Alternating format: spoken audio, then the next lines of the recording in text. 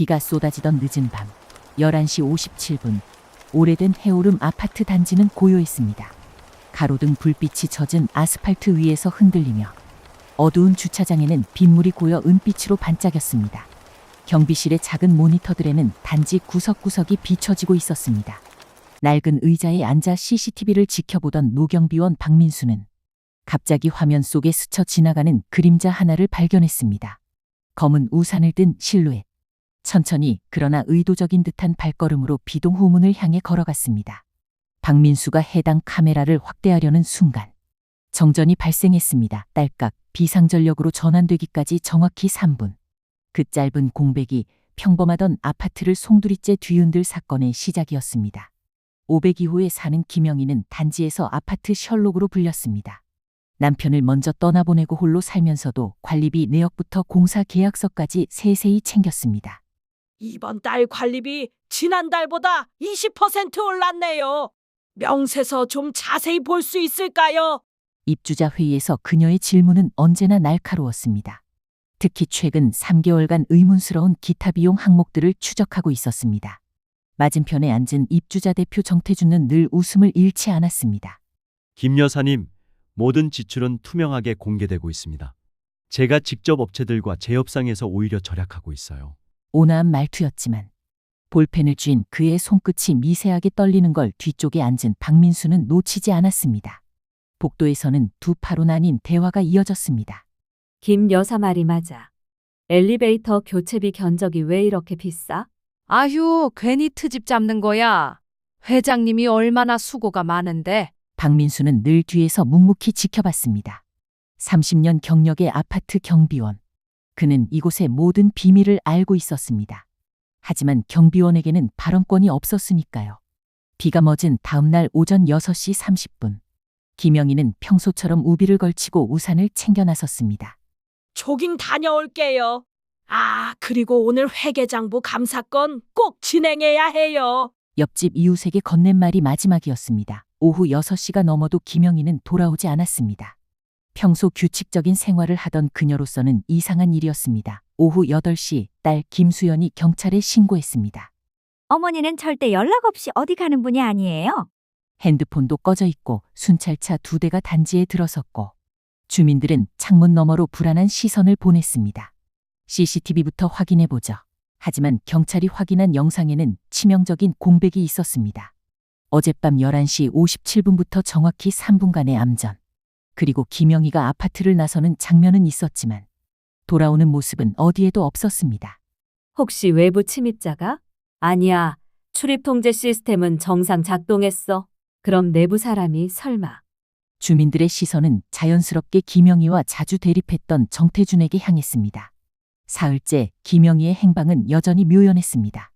아파트 카페 게시판은 추측과 소문으로 가득 찼습니다.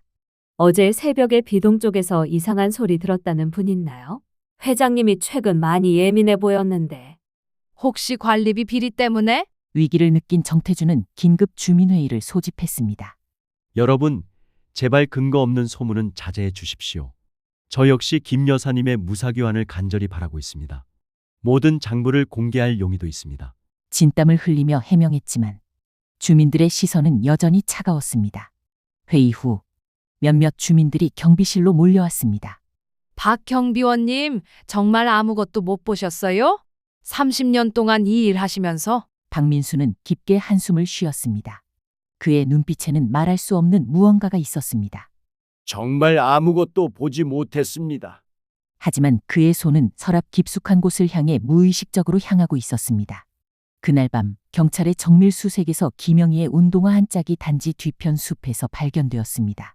신발에는 특이한 진흙과 함께 알 수 없는 화학물질 흔적이 묻어 있었습니다. 며칠 뒤 보조 경비원 최영수가 박민수의 개인 사물함을 정리하다 작은 USB를 발견했습니다. 라벨에는 비상백업이라고 적혀 있었습니다. 이거 왜 따로 보관한 거지? 호기심에 사무실 컴퓨터에 꽂은 순간 화면에는 경찰에 제출되지 않았던 영상이 나타났습니다. 그 영상에는 검은 우산을 든 사람이 선명하게 잡혀 있었습니다. 시간은 정확히 정전 직전인 11시 56분. 그 실루엣이 멈춰 선 곳은 다름 아닌 백이동 정태준의 집 앞이었습니다. 더욱 충격적인 것은 그 사람이 김영희와 대화하는 듯한 모습이었습니다. 몇 분 후 두 사람은 함께 비동 뒤편으로 사라졌습니다. 최영수는 즉시 경찰에 신고했고 USB는 증거로 제출되었습니다. 회장님이 정말이었어? 거봐, 내가 뭐라고 했어? 순식간에 주민들의 시선이 바뀌었습니다. 경찰에 소환된 정태준은 얼굴이 새하얗게 질리며 외쳤습니다. 이건 말이 안 됩니다. 저는 그날 밤 집에서 잤어요. 아내도 증인입니다. 하지만 영상은 명확했습니다. 그리고 그의 아내는 그날 밤 수면제를 먹고 일찍 잤다고 진술했습니다. 경찰 과학수사대는 USB 영상을 프레임별로 분석했습니다. 그리고 놀라운 사실을 발견했습니다. 영상에 타임스탬프가 조작된 흔적이 있었고, 더욱 중요한 것은 마지막 3초간의 장면에서 또 다른 인물이 포착되었습니다. 검은 우산 뒤로 스쳐간 얼굴. 그것은 다름 아닌 박민수였습니다. 설마 박 경비원님이? 항상 그렇게 착하셨는데. 주민들은 다시 한번 충격에 빠졌습니다. 30년간 묵묵히 단지를 지켜온 그가 범인이라는 것이 믿어지지 않았습니다. 경찰은 박민수를 연행했습니다. 그는 수갑을 차면서도 담담한 표정을 유지했습니다. 왜 이런 짓을 했나요? 김영애 여사는 지금 어디에 있습니까? 하지만 그는 끝까지 침묵을 지켰습니다. 이틀째 조사에서 박민수의 입에서 마침내 진실이 흘러나왔습니다. 하지만 그것은 누구도 예상하지 못한 이야기였습니다. 제 딸 박은정을 기억하시나요? 5년 전 박민수의 외동딸 은정은 이 아파트 관리사무소에서 회계 업무를 담당했습니다. 성실하고 꼼꼼한 성격으로 주민들의 사랑을 받았죠. 어느 날 딸이 이상한 걸 발견했습니다. 관리비 계정에서 매월 거액이 빠져나가는 걸. 은정이 발견한 것은 장기간에 걸친 관리비 횡령이었습니다. 가짜 업체를 만들어 공사비를 부풀리고 존재하지 않는 용역비를 청구하는 수법이었습니다. 딸은 양심상 이걸 신고해야 한다고 했어요. 하지만 진짜 범인은 관리사무소 소장과 당시 회계 담당자였습니다. 하지만 그들은 은정에게 모든 누명을 씌웠습니다. 증거는 모두 조작되었고 딸은 모든 것을 뒤집어 썼습니다. 언론도, 주민들도, 심지어 가족들도 딸을 의심했어요. 견디지 못한 은정은 결국 극단적 선택을 했습니다. 유서에는 나는 결백하다는 말만 남겨놨습니다. 김영희 씨가 최근 다시 그 사건을 파헤치기 시작했어요. 딸의 억울함을 밝혀주려고. 하지만 박민수는 다른 생각이었습니다. 진실이 밝혀져도 이미 죽은 딸은 돌아오지 않습니다. 대신 그는 복수를 선택했습니다. 정태준을 범인으로 몰아가려고 했습니다. 그도 당시 입주자 대표였고 딸의 죽음에 책임이 있으니까. USB의 영상은 의도적으로 조작된 것이었습니다. 정태준이 범인처럼 보이도록 편집하고 자신의 모습은 마지막 순간까지 숨겨놨습니다.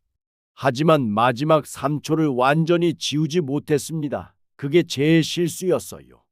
박민수의 자백 후 경찰은 단지에서 15km 떨어진 폐공장 창고에서 김영희를 발견했습니다. 기절한 상태였지만 생명에는 지장이 없었습니다. 수면제를 탄 커피를 마시게 했습니다. 죽일 생각은 없었어요. 단지 시간이 필요했을 뿐입니다. 박민수의 증언을 바탕으로 5년 전 관리비 횡령 사건이 재수사되었습니다. 당시 증거들을 재검토한 결과 박은정의 결백이 증명되었습니다.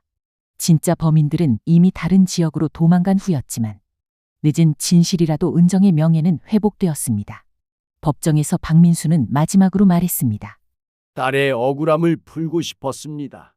하지만 잘못된 방법이었어요. 김영희 씨에게 정말 죄송합니다. 그는 징역 3년을 선고받았습니다. 한 달 후 해오름 아파트는 다시 평온을 되찾았습니다. 새로운 경비원이 왔고 관리사무소도 투명하게 운영되기 시작했습니다. 김영희는 회복된 후 박은정을 위한 추모비를 단지 안에 세웠습니다. 정의를 위해 싸운 용감한 영혼을 기리며라는 문구와 함께 주민들은 이제 CCTV 앞을 지날 때마다 그날의 3분을 떠올렸습니다. 우리가 믿어왔던 눈, 늘 우리를 보호해 준다고 생각했던 그 눈이 때로는 가장 위험할 수 있다는 교훈을 얻었습니다. 그리고 정의란 무엇인지에 대해 다시 생각하게 된 해오름 아파트의 이야기였습니다.